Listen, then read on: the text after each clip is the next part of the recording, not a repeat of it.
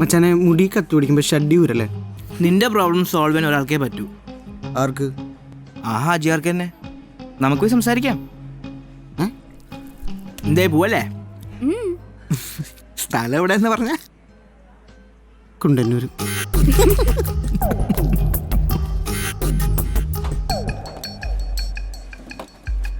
ഹാജിയാരെ deal ചെയ്യാൻ പോയ തടിയനെയും കാത്ത് ആ ചെമ്മീൻ കമ്പനിയിൽ ഞാൻ പേടിച്ച് നിന്ന്. പരന്തു കഹാനി മേ ഏക് ട്വിസ്റ്റ് താ.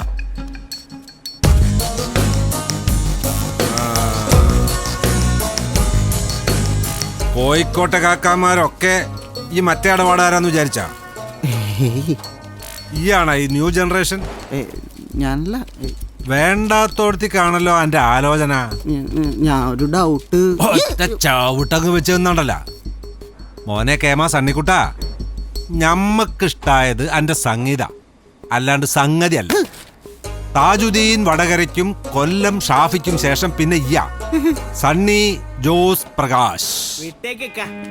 നമ്മുടെ പിള്ളേരല്ലേ, അത് നമ്മൾ വിട്ടെടുക്കണേ. എന്നാ അന്നെ ഞമ്മക്ക് വിടാൻ കഴിയൂല. എന്താച്ചാ അന്റെ ആ നെയ്ച്ചോറ് അത് ഞമ്മക്ക് പെരുത്ത് പിടിച്ചെടുക്കണം.